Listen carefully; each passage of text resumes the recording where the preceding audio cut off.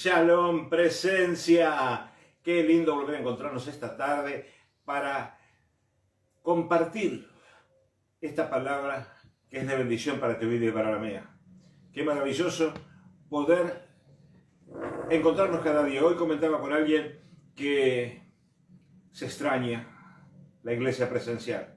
Si bien la iglesia online vino para quedarse, se extraña aquello de poder encontrarnos cada miércoles, cada sábado o cada jueves, depende del día que nos tocara. Poder vernos y poder transmitir ese amor o esa necesidad y llevarla juntos a los pies de Cristo. Y viene este tiempo de reinventarse, de rediseñar, para poder seguir aquello que el Señor nos manda hacer. Ir y llevar las buenas nuevas a cada lugar, a cada sitio del mundo donde Dios nos mande.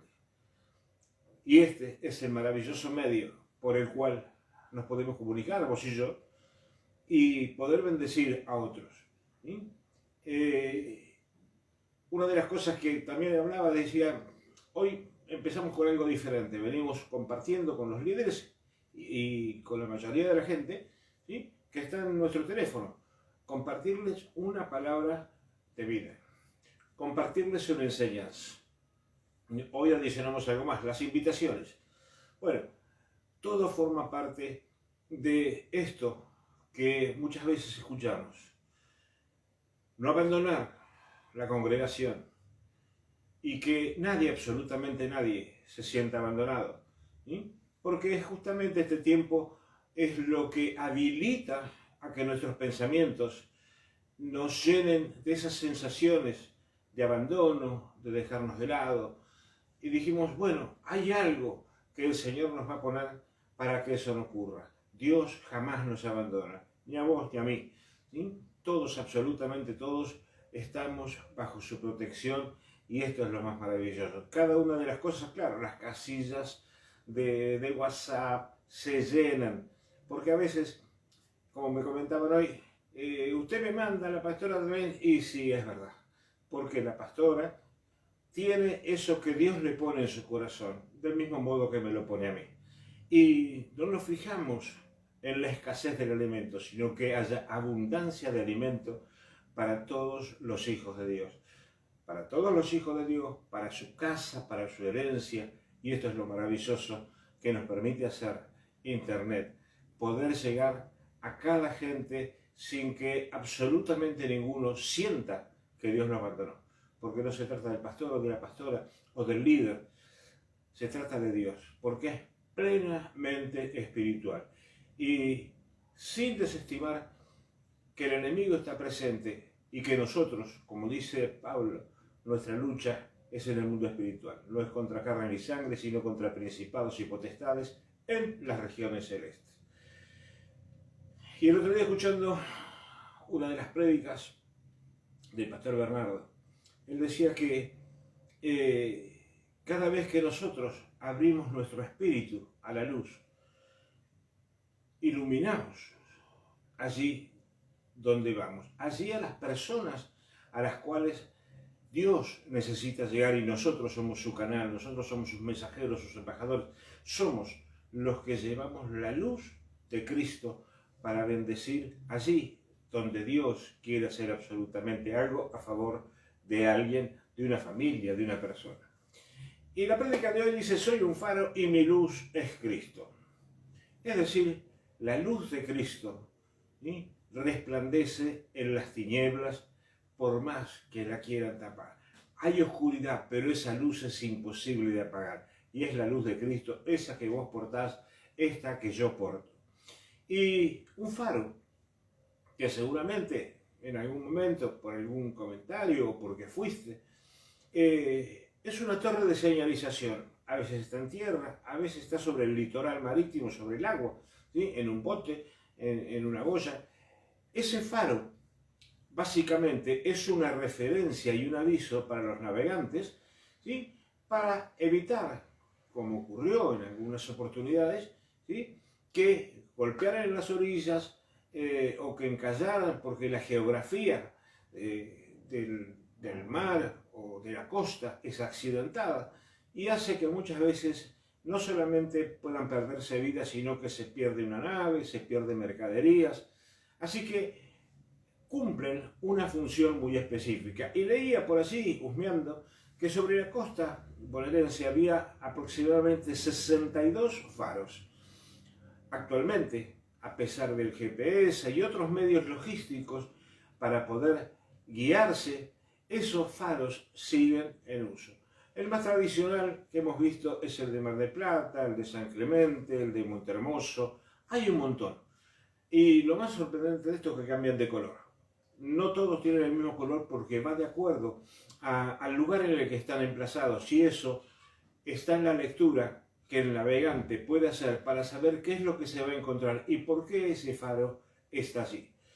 Y tienen una lámpara, ¿sí? A veces dos, que son muy potentes y que giran 360 grados para orientar a los barcos en las noches de absoluta oscuridad, cuando está nublado, cuando no se puede guiar por las estrellas, cuando no hay nada que pueda guiar al navegante hacia un puerto seguro. Y te pediría que te quedes con esto, un faro muy potente con muchísima luz que gira 360 grados. Y anoté aquí que el término en español viene del griego antiguo, que es paros, y que hace referencia a una de las torres, casi la primera, que existió en Alejandría, en Egipto. Hasta aquí parte de lo que es la geografía, para saber en definitiva que es un faro, más allá de que para nosotros es una torre que tiene una luz. No, tiene una finalidad. ¿Y por qué esto? Vos y yo somos justamente ese faro. Vos y yo, como ese faro que está en la costa, iluminamos el mundo espiritual. Nuestra potente luz no son las dos lámparas o una, nuestra potente luz es Cristo. Ese Cristo que cada día está con nosotros, que comparte nuestra vida. Y gira 360 grados, es decir, no está enfocando un solo lugar. Es decir, nuestros ojos espirituales están de continuo horadando la oscuridad, buscando rescatar a aquellos que todavía no conocen a Cristo. Aquellos que tienen la necesidad de acercarse a un puerto seguro en el mundo espiritual hablando. Y vos y yo tenemos esa magnífica tarea de poder llevar luz allí donde hay tinieblas. Es decir, que la luz de tu faro y el mío es el testimonio cotidiano que nosotros damos de Cristo. ¿Y cómo doy ese testimonio, pastor? Bueno, ese testimonio lo venimos dando desde cómo nos conectamos con Cristo, cómo somos en el medio ambiente, dentro del ámbito familiar y fuera del ámbito familiar, cómo soy en mi trabajo, cómo soy en el barrio. El testimonio de Cristo, ¿sí?, tiene que ver con lo que digo, hago, con mi hablar. Ese es el testimonio del Cristo en el que hoy nos movemos los que abrazamos esta religión. Perdón, no es esta religión, los que abrazamos a Cristo. El tema es que si esta luz se va apagando, las tinieblas se vuelven más densas. Es decir, que me pasa, ¿sí?, como te puede llegar a pasar a vos, que si esa luz disminuye, pierde intensidad, las tinieblas empiezan a poner más densas. Es como una gran niebla alrededor. Y si mis ojos naturales no pueden ver, los ojos espirituales, muchos menos. Entonces es el momento de presentar batalla en el mundo espiritual, con la guía de Dios, en oración, buscando presentar batalla en el mundo espiritual para poder cumplirle el sueño a Dios y para poder cumplir cada promesa que le hicimos, y Él las cumplirá con nosotros. Dios sabe que nuestra vida, cuando dependemos de Él, siempre es en victoria. Es decir, que mi fuente de luz es Cristo. Si veo oscuridad donde debería haber luz, hay algo que no está bien. Imaginémonos que vas a entrar a una habitación y tocas la llave de la luz, la tecla de la luz, y a pesar de que la accionás una y varias veces, la lámpara prende, apaga. Eso te indica de que hay un problema, hay algo en la instalación eléctrica que no está funcionando bien. O es la tecla, o es la lamparita, o una lámpara de LED, o lo que tengas, no está funcionando bien. Y puede ocurrir que puede prender, disminuye, o puede directamente no encender. ¿Qué significa? En el mundo espiritual, cuando eso ocurre, hay algo, esa tecla significa algo que te está molestando, algo que no puedes resolver, algo que te angustia, algo que tenés la imperiosa necesidad de ponerlo en palabras, pero no lo pones. Bueno, hay algo que tenés que corregir en la instalación eléctrica natural, pero hay algo que tenés que corregir en la instalación espiritual. Es decir, esa conexión con la fuente, que es Cristo, no está funcionando como debiera. Y solamente vos o yo conocemos cuál es esa falla. Y esa falla puede ser el no conectarme, el no congregarme, el no asistir a las reuniones online, el no estar en un equipo SOE, el estar cansado para leer la Biblia, mucho más para escuchar una prédica. Estoy siempre apurado. Bueno, Jesús es la vida. Jesús es el camino. Pero también es la luz del mundo. Todos, absolutamente todos, conforme a su mandato, son hijos de la luz. Esto es que vos y yo, como te dije al principio, tenemos la tarea de llevar esa palabra que va a iluminar la vida de cada ser humano, de cada familia. Pero lo principal es que es nuestra fuente de poder.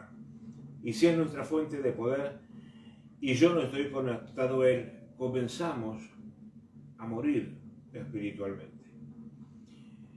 Esto lo vemos a diario, cuando hay alguien que por la razón que fuese no se conecta, pero alguien detectó, fulano no está, fulana no viene, entonces empezás a mandarles palabras de reino, no estás llamándolo ni mandándole un WhatsApp o un mensaje por el Facebook preguntando, che, ¿qué te pasa? ¿No venís? ¿Qué sé yo? No.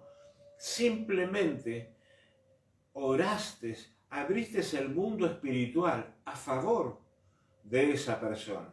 Le mandaste un mensaje de texto para vos, probablemente, es decir, bueno, yo oré por fulano, pero esa oración subió al Padre y el Padre mandó lo necesario para que esa persona pudiera volver a establecer su conexión en el mundo espiritual. Y es maravilloso ver cuando esas personas dicen, ¿cómo sabías que estaba pasando por esto?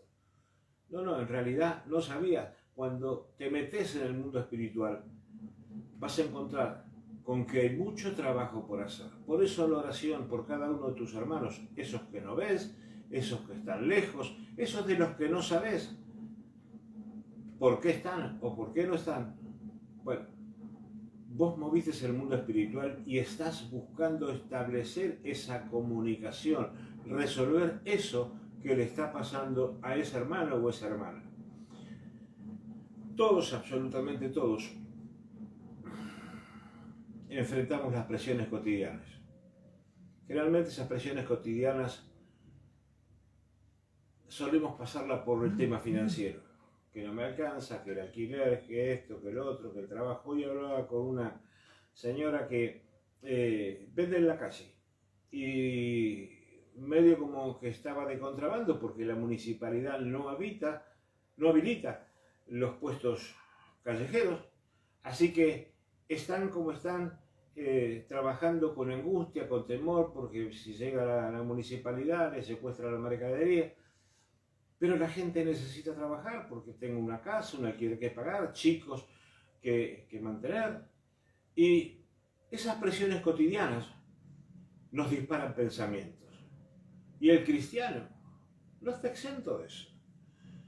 Y esos pensamientos de preocupación, de ansiedad, de enojo, hace que la conexión con Cristo sufra una suerte de cortocircuito. Porque queremos la respuesta ya. Al problema que tengo necesito una respuesta y la quiero hoy, ahora, en este instante, ya. Y eso no ocurre porque no se maneja de esa manera. Entonces, no se maneja desde qué contexto. Le pedimos a Dios y Dios nos va a asistir, no conforme a nuestro capricho, no conforme a nuestra creencia natural. Si yo digo que Él es mi pastor, que nada me faltará, aunque hoy tenga escasez, aunque hoy tenga carencia, tengo la convicción de que no me va a desamparar y que nada me va a faltar. Quizás no es lo que yo quiera, pero que nada me va a faltar, nada me va a faltar. Entonces, esa luz empieza a atenuarse. Ese enojo me llevó a que voy atenuando y voy separándome del haz de luz y de esa conexión que es Jesús, hasta quedar a oscuras, librado a mi propia suerte y pretendiendo resolverlo desde la humana sabiduría. Y sería más fácil si tuviese la paciencia del sembrador para esperar que esa respuesta, que esa solución venga de parte de Cristo. Son innumerables los testimonios en los que gente pasa por estas situaciones y hay un líder, hay un pastor, alguien que siembra en el mundo espiritual y restablece esa conexión. Los testimonios son hermosos porque te lo cuentan. Es decir, me enojé por esto, me aparté, me enojé y me dejé de conectar, pero me habló alguien, y a veces lo más sorprendente es esto, me habló en el colectivo, me habló en el trabajo, y otra vez la conexión hecha luz donde antes había empezado a haber tinieblas. Y una de las cosas que nos suele pasar es que nos paraliza el dolor. La historia que cuenta el hombre que viajaba de Jerusalén a Jericó, en Lucas 10, ese hombre que era un viajero, y ese hombre lo toman los asaltantes para robarlo, y lo pegaron tanto que lo dieron por muerto. A veces nos pasa a nosotros así en la vida. Decimos, recibimos tantas cachetadas, tantos golpes, que terminamos por sentirnos tan abatidos, tan cansados, que literalmente quedamos como muertos espirituales. No queremos levantarnos, estamos decepcionados, frustrados. La vida se nos hace tan dolorosa que no podemos respirar. Entonces es el momento en el que se presenta Jesús. Y nos echa aceite y nos echa vino, cura nuestras heridas, nos levanta con ternura, nos lleva a un lugar seguro, a ese mesón, como menciona el apóstol Lucas en ese evangelio, y nos cuida, y nos asiste. Y aquellos de nosotros que muchas veces estamos afligidos, le preguntamos a Dios dónde está. Y la respuesta es tan simple. Está aquí. Se llama Biblia. Y dentro de la Biblia hay un libro que se llama Salmos. Y la respuesta a esa aflicción, a ese dolor, a eso que nos hace quedar como muertos, bueno, está allí. El Salmo 55:22 dice: echa sobre el Señor tu carga y Él te sustentará. Dice el Señor: aliviad las cargas que pongan sobre vuestros hombros, de manera que no vas a sentirlas sobre vuestras espaldas, para que sepas de seguro que yo, el Señor, Dios, visito a mi pueblo en sus aflicciones. Lo más fabuloso de esto, mi querido hermano, es que Cristo sana todas tus heridas. Los ladrones de tu paz, los ladrones de tu esperanza, los ladrones de tu tranquilidad, los ladrones que vengan a atacarte, te pueden haber dado por muerto. Vos podés haberte sentido por muerto y no tener ganas de levantarte cada mañana, no tenés ganas de levantarte después de cada situación. Podés estar cansado, pero quiero decirte que Cristo sana tus heridas y que te pones de pie, y cuando te pones de pie es porque estás en victoria, y si estás en victoria puedo asegurarte que vas a cosechar bendiciones hasta que sobre y abunde. Si estuviésemos en la iglesia diría, ¿cuántos gritan un fuerte amén? ¿Sí? Pero te lo voy a decir acá, amén, así sea hecho. ¿Sí? A veces estamos muy cansados. Y esto, cuando le daba forma al bosquejo, me llevó a mi adolescencia, en mi etapa secundaria. Y no venía de una vida de hacer ejercicio ni nada, pero el primero, segundo, tercer año, las demandas en educación física eran bastante importantes. Y una de las cosas era correr. Bueno, y muchas veces terminaba último cuando no me quedaba directamente, pegaban 2 o 3 vueltas y yo salía del mismo lugar. Es que muchas veces tomamos en la vida un impulso para iniciar una carrera que es de regularidad, llegar. Pero muchas veces queremos ser primeros, segundos a lo sumo. Y tomamos impulso y corremos rápido para llegar a la meta. ¿Sí? Y nos esforzamos nuestro cuerpo físico, esforzamos nuestros pulmones, nos cuesta respirar, pero nos exigimos. Nos pasa a veces cuando exigimos nuestro auto, y el auto llega un momento que nada más, pero pisamos el acelerador porque tenemos que llegar, hay que llegar. Y generalmente agotamos nuestras reservas físicas y emocionales. Y tratándose del auto, lo más probable es que se quede tirado porque no va. Excepcionalmente podemos llegar a la meta. Alguien dijo que no debemos correr más rápido de lo que nuestra fuerza nos permita. ¿Sos de correr? ¿Sos del que quiere o la que quiere todo ya? Porque esto se empezó y se tiene que terminar. Es decir, hay una cronicidad de tiempos para empezar y terminar algo. Para los que cocinamos, sabemos que el arroz tiene un tiempo de cocción. No va a estar antes, las agujas del reloj no avanzan conforme a mi necesidad. El fuego tiene un tiempo para calentar el aceite o el agua. No es conforme a mi tiempo. Y muchas veces, no, lo voy a poner al máximo. Y sí, está al máximo. Pero este gas no calienta nada. Y eso habla de mi estado emocional. Eso habla de mi ansiedad. Eso habla de mi necesidad de resolverlo ya. Y la vida cotidiana es demandante y agotadora. Y parte de la experiencia de la vida, principalmente aquellos que conocemos de Cristo, es la experiencia de saber que hay cosas que no tenemos que hacer. Esto es dar un paso al costado, sentarnos, respirar profundamente y preguntarle, Padre, ¿qué es lo que tengo que dejar de lado? Alguna vez hablé de lo importante y lo urgente. Todo es importante y es urgente. Generalmente decimos eso.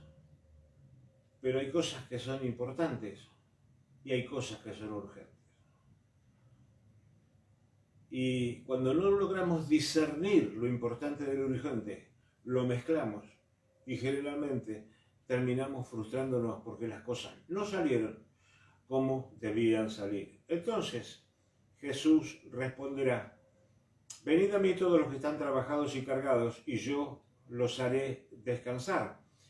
Es que Jesús está dispuesto a unirse a tu yugo y al mío y tirar con nosotros para aligerar la carga. Cristo es el descanso. Por eso es que es tan importante tener una relación de intimidad 24/7 para poder experimentar la paz de la que tantas veces hablamos. Aún hoy la gente se encuentra agobiada y los más honestos o los que sienten menos vergüenza de decir, realmente estoy cansado, esta situación me tiene fuera de control, no encuentro paz. Bueno, quiero decirte, mi hermano, que tu paz es Cristo. Descansa en Cristo. Es maravilloso poder encontrar la respuesta cada día en Cristo. En lo cotidiano, hasta en lo más simple, hasta en la administración de tus recursos. Señor, ¿te parece esto? Y comentaba que muchas veces las resoluciones que tomo están allí. No tienen nada que ver con mi naturaleza humana. Mi naturaleza humana dice sí. Pero el Señor me dice, no es el momento. En muchísimas áreas, principalmente lo financiero. Y eso hace que te vayas dando cuenta de que tu vida se rige por el reino de Dios y no por el reino natural. Las demandas constantes que te haces y que haces generalmente nada tienen que ver con el reino de Dios. ¿Te da la impresión de que muchas veces no encajas en algún lugar? Comentaba, creo, la prédica pasada que me habían invitado a una fiesta, un casamiento, y no fui porque no conocía a nadie más que la persona que me invitó, que no era la persona que se casaba, una boda, era su hija o su hijo, no me acuerdo ahora. Pero sentía que no encajaba. Era como una mosca en la leche. Todo el mundo iba a saber quién yo era, pero yo no conocía a nadie. Y temía sentirme, como muchas veces escuché el término, que te miran como sapo de otro pozo. Es decir, ¿qué hace acá? Y te hace sentir incómodo. Muchas veces a nosotros cristianos nos pasa y lo justificamos con que es un ataque espiritual. Bueno, no me aceptan porque obviamente la luz y las tinieblas no conviven. Y nosotros convencemos de eso. Y muchas veces el tema pasa que no me aceptan, pero tampoco yo me acepto. Jesús buscó llegar a todas las personas, todo tipo de personas, leprosos, recaudadores de impuestos, niños, galileos, rameras, mujeres, fariseos, pecadores, samaritanos, viudas, soldados, romanos, adúlteros, los que ritualmente en esa época eran impuros. Y lo que hacía Jesús era tenderles la mano a ese alguien que no era aceptado en la sociedad.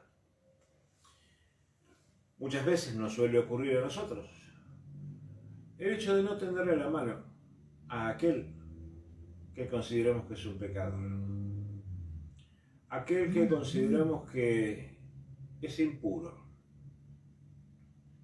Lucas 19 cuenta la historia de Jesús que iba a pasar por Jericó y había un judío que se llama Zaqueo, que era recaudador de impuestos, es decir, era empleado de los romanos. Zaqueo se entera de que Jesús va a pasar por allí y, según los historiadores, Zaqueo era de baja estatura, así que la multitud de gente agolpadas a cada lado de la calle no le permitía ver a Jesús. Entonces Zaqueo hace lo que haría cualquiera de nosotros cuando queremos ver a alguien y buscar un lugar un poco más alto. Así que Zaqueo se sube en un árbol. Para la gente, Zaqueo era un corrupto, un pecador. Claro, no ignoraban que Zaqueo cobraba los impuestos para los romanos, pero por allí le ponía un par de numeritos más. y a los romanos les rendía lo que correspondía, pero eso que sobraba se lo quedaba. Entonces, ¿había corrupción? Claro que sí. Y dice que Jesús, viéndolo arriba del árbol, lo llamó diciendo: Zaqueo, date prisa, desciende, porque hoy es necesario que me aloje en tu casa.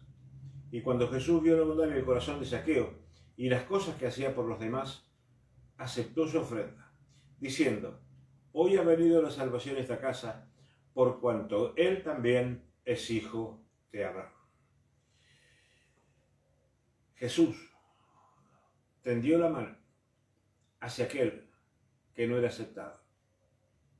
En Hechos 10:15, Pedro escucha, dice: de nuevo, por segunda vez llegó a él una voz, dijo: lo que Dios ha limpiado, no lo llames tú impuro.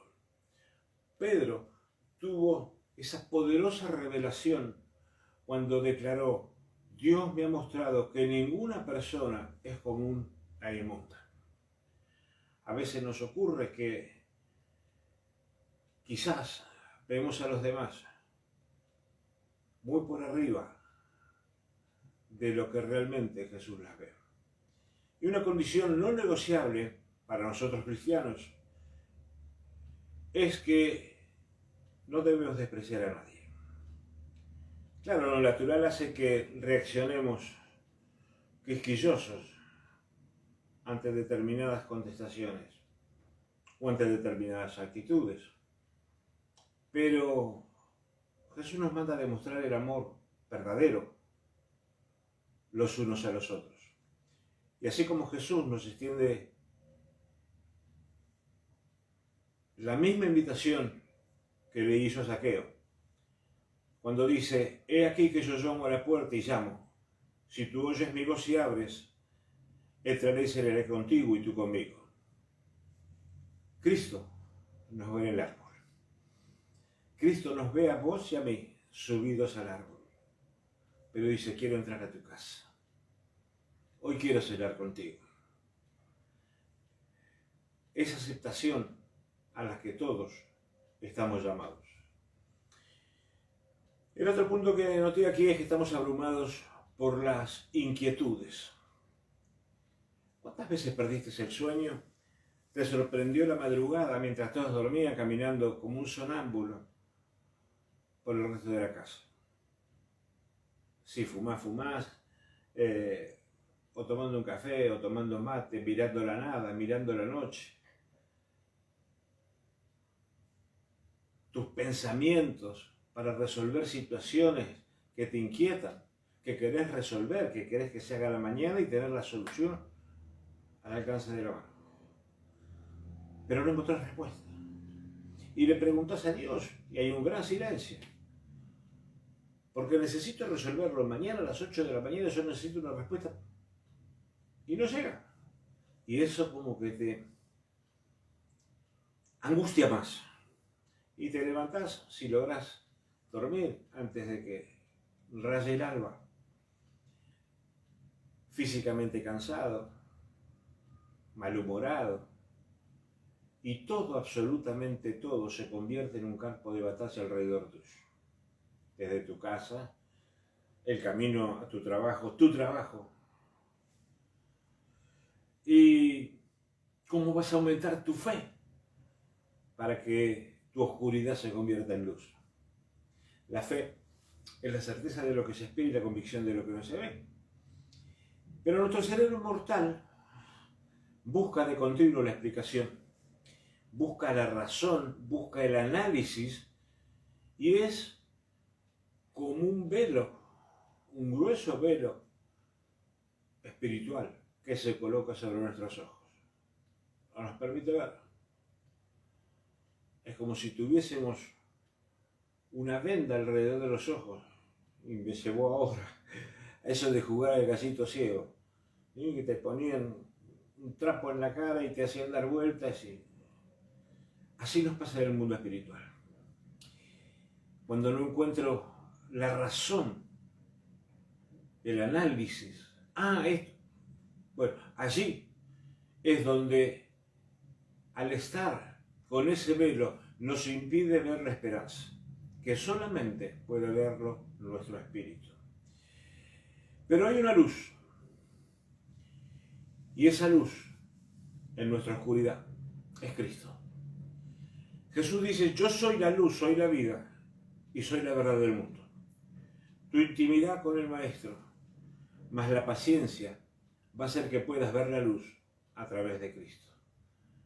Podés estar en un mundo natural de conflictos sin resolver, en esa oscuridad de la que te hablo, pero tu fe puesta en Él va a hacer que esa luz de Cristo alumbre como ese faro del que hablamos al principio. En la antigüedad, en los primeros tiempos de la Biblia, en el Antiguo Testamento, surge el color escarlata. Era una sustancia, y es de color, sustancia colorante, color carmesí, que se obtenía de la cochinilla, un insecto. Y dentro de las ofrendas que se hicieron al templo, estaba esta sustancia colorante. Eso lo vas a encontrar en Éxodo 25 en adelante. Y que se usó para los cortinajes, los toldos, los tapices, el velo de la morada. Igualmente se empleó, dice, para las vestiduras de sacerdotales, como el efod y el pectoral.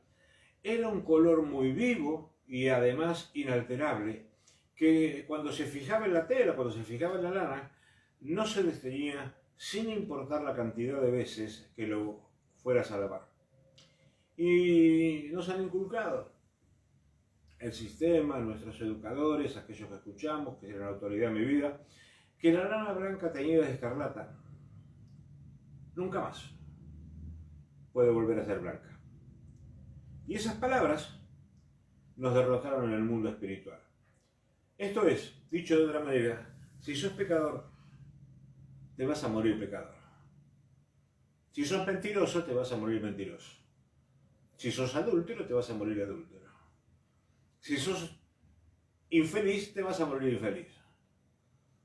Si sos pobre ahora, te vas a morir pobre. Y todo eso que nos fue cercando fue lo que fue construyendo nuestra vida. Y lo que muchas veces, por más que la palabra hable de promesas, vos decís: no, yo soy esto, porque a mí me lo dijeron, y si me lo dijeron es así. Bueno, quiero decirte, mi hermano, de que no es así. Esa derrota en el mundo espiritual, hoy te estás recibiendo la llave que va a abrir la puerta, que te va a mostrar el camino de que sos próspero, sos sabio, tenés larga vida, que tenés sueños, que tenés proyectos, de que todo lo que te dijeron te ató en un lugar donde no es tu lugar. Tu lugar es de victoria, tu lugar es para cosechar promesas para vos, para tu casa y para tu herencia. Y cuando Dios te dice que cada una de las cosas que te da, te bendice hasta que sobre y abunde. Isaías 55 dice: porque mis pensamientos no son vuestros pensamientos, ni vuestros caminos mis caminos, dice Jehová. Como son más altos los cielos que la tierra, así son mis caminos más altos que vuestros caminos, y mis pensamientos más que vuestros pensamientos. Así que por su gracia, cuando nos arrepentimos de aquello que conscientemente hicimos, o de aquello que nos dijeron que era así, su sangre escarlata nos devuelve la pureza. Y te regalo desde mí este testimonio de lo que significa dar testimonio de Cristo. Hace muchísimos años me regalaron una Biblia. Apenas llevaba, no sé, un mes, 2 meses, 3 meses en la iglesia. Y mis líderes, uno de mis líderes, un matrimonio en realidad, Patricia y Adrián, nos invitaron a su casa y me preguntaron: ¿tenés Biblia? No, no tengo Biblia, tengo que ir a comprarme una. Y se miraron. Al rato volvió con una Biblia, una Reina Valera, año 95, una Biblia de estudio. Se miraron, simplemente se miraron y la pusieron en mis manos. Claro, muy nuevo en todo esto, agradecí, pero ya estando en mi casa, empecé a leer. Y un día Abre la Biblia. Por eso cuando el pastor Bernardo dice que te habla, yo te confirmo eso que dice el pastor Bernardo. La Biblia te habla. Abro la Biblia en Isaías y leo. Aunque vuestros pecados sean como la grana, como la nieve serán emblanquecidos. Aunque sean rojos como el carmesí, vendrán a ser como la blanca lana. El Señor dice enfáticamente, quien se ha arrepentido de pecados es perdonado, y yo, el Señor, no los recuerdo más. En esencia, ven, dice Dios, razonemos juntos. ¿Has cometido errores? Todos fallan alguna vez. Ven a mí y arrepiéntete, no recordaré más el pecado. Puedes volver a estar bien. Tengo una obra para ti, y Cristo emblanquece la lana. En ese momento no se estranguló mi voz como ahora. En ese momento me lloré la vida. Lo compartí con la pastora, que estaba cocinando. Digo, mira lo que me dice Dios. Y sabía de qué me hablaba. Sabía yo de dónde venía y como escuchaba en ese tiempo, cada uno de nosotros sabe de dónde Dios te saca. Y esa palabra de Isaías 1:18 se selló en mi corazón. Por eso quiero decirte, mi hermano, que cuando Dios te habla y establece un vínculo tan maravilloso que difícilmente pierdas el vínculo a pesar de las adversidades de la vida. Por eso la importancia de los equipos hoy, por eso la importancia de la intimidad, por eso establecer esa unidad en Cristo. Y tal vez el faro de tu testimonio se va apagando. Tal vez las tinieblas se vuelvan más densas. Es el momento de ponerse la armadura de la fe. Es la armadura con la que tenés que presentar batalla. No es en el mundo natural, es en el mundo espiritual. Y caminando con Cristo vas a empezar a cosechar victoria tras victoria sobre tu vida, sobre tu casa, sobre tu herencia. Jesús dice, yo soy la luz que brilla en las tinieblas, y las tinieblas, aunque no lo comprenden, no importa cuánto se esfuercen, la oscuridad no puede apagar jamás esa luz. Pueden confiar en que la luz de Cristo siempre va a estar sobre tu casa, siempre va a estar sobre vos. En tu casa o en la mía, cuando una instalación eléctrica no está bien, bueno, de continuo tenemos dificultades. La primera dificultad que vas a encontrar que se produce un gasto exorbitante porque hay una pérdida de energía y la vas a ver reflejada en tu factura de luz. ¿Cómo me vino tanto? Bueno, hay algo que no está funcionando bien. Algún artefacto de tu casa, algo de la instalación no está funcionando bien. Y en las viejas casas saltaban los tapones que estaban fuera de la casa. Hoy, más en esta época, bueno, ya están las llaves térmicas, que de todos modos saltan, tienen la misma función que los tapones. Y es más fácil, vamos, la levantamos, no tenés que desarmar nada, levantar la llave, pero si otra vez vuelve a saltar es porque no está resuelto el problema con el cual tenés que buscar, naturalmente, un electricista. Pero cuando en el mundo espiritual esta falla se repite y una y otra vez sigue fallando, tenés que buscar la ayuda en el mundo espiritual. ¿Y cuál es esa ayuda? Bueno, esa ayuda la escuchaste en esta alabanza con la que abrimos la reunión. Somos un cuerpo. Y todos necesitamos los unos de los otros. Esto es, para volver a funcionar, necesito que alguien esté orando por mí. Yo necesito estar orando por alguien. Pero no necesito ir a preguntar, che, ¿te pasa algo? ¿Querés que oremos por algo? No. Vos tenés que abrir tu mundo espiritual porque vos tenés la llave. Cada uno de nosotros tiene una llave para entrar en el mundo espiritual. Para decirle, Señor, heme aquí, ¿qué querés que haga? Jesús, ¿por qué te parece que pasaba 10 horas, toda la madrugada en la oración? Y cuando arrancaba el día siguiente, sanaba leprosos. Bueno, porque él recibía del Padre la dirección para hacer las cosas. Y lo puso muchas veces en palabras. Nada de lo que hago lo hago por mí mismo. Nada de lo que hablo lo hablo por mí mismo. Lo hago conforme al Padre. Entonces, vos y yo tenemos la llave espiritual y tenemos una herramienta que se llama oración. Es decir, Padre, mostrame por quién tengo que orar. ¿Quién está en necesidad? Y va a poner en tu corazón esa persona por la cual tenés que orar. Te conté muchísimas veces algo que en algún momento me ponía mal, porque un viaje de casi una hora de donde vivíamos al trabajo, la pastora no articulaba palabra, iba con su celular mandando mensajitos. Hasta que un día me comentó que era lo que hacía porque me enojo, porque estás enojada, y me enojo porque quiero hablar con vos y no tengo... Hay cosas para resolver. Y eso estaba resolviendo en el mundo espiritual.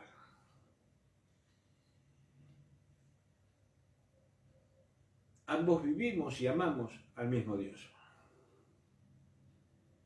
Pero tenemos tareas diferentes en cómo movernos en el mundo espiritual. En ese tiempo, ella tenía la tarea de parte de Dios de mandarle a un hermano u otro hermano, y muchas veces me mostró, mirá lo que me dice fulana, cómo se enteró. Y dice, yo no me enteré por nadie, Dios me dijo, orá por... Y eso es maravilloso. Cuando Dios te llama para que cumplas tu parte en el plan para el cual fuiste creado, y cuando estás conectado con Cristo, tenés la carga de orar por otros. No sé cuál es tu necesidad hoy,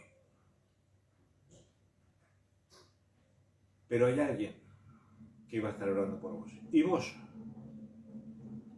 ¿Por quién te gustaría orar? Pero no que te guste en lo natural, sino pedirle al Espíritu, Señor, ¿por quién tengo que orar hoy?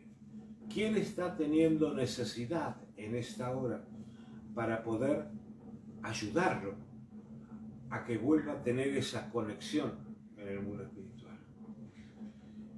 Si nuestro cuerpo físico, por alguna razón, alguna de nuestras partes no está funcionando, seguramente vamos a un médico para que nos ayude a restablecerla. Como cuerpo de Cristo, hay miembros que se están desconectando, hay miembros que están dejando de funcionar. Bueno, pues es el momento de que esa carga de oración la tomemos en nuestras manos, como diría mi abuelita, tomar el toro por las astas para poder resolverlo conforme al modo Cristo. Y allí donde estás te pido que cierres tus ojos y levantes tu mano. Señor, doy testimonio de la veracidad de las palabras de Jesús, las cuales están llenas de su luz. Jeremías 21 dice, me invocaréis y vendrás a rogarme, y yo los escucharé. Me buscarás y me encontrarás, cuando me busques de todo corazón. Me dejaré hallar con vosotros, declara el Señor. Y como siempre, al final de cada palabra, ministro la ofrenda en este tiempo. Y encontré algo en Filipenses 4:18, cuando los macedonios le dan a Pablo una ofrenda. Y Pablo no era de recibir ofrendas. Pablo tenía una manera particular de ver este tema de la ofrenda. Y el verdadero recipiente de esa ofrenda no era Pablo, era Dios. Pablo dice, es un incienso fragante, el sacrificio aceptable y agradable a Dios. Pablo lo sacó del contexto natural para llevarlo al mundo espiritual. Y eso generó que Pablo removió lo natural de la ofrenda, de la benevolencia secular, digamos, a una interpretación espiritual, que lo que le generó fue más unidad con los macedonios, pero también sirvió para fortalecer la relación de los creyentes con Dios. Pablo estaba preso en Roma, y los macedonios, sabiendo esto, ¿por qué está preso Pablo? Por predicar a Cristo. Lo que le pasa a Pablo nos pasa a nosotros. No nos pasa hoy, pero nos va a pasar. Y si le pasa a Pablo, que es nuestro guía, no lo vamos a abandonar. Y eso fue lo que motivó a los macedonios a enviar con Epafrodito esa ofrenda. Y cada vez que vos haces una ofrenda, lo haces en el mundo natural, pero en realidad estás experimentando una experiencia con Dios. Hay un principio importante que se establece con esto, y que es lo que se hace por el siervo, en este caso por Pablo, en realidad se hace por el Señor. Porque dice, lo que se da a un hijo de Dios, en realidad se lo estás dando a Dios mismo. Es decir, cada vez que vos estás diezmando o ofrendando, naturalmente lo depositarás en una cuenta.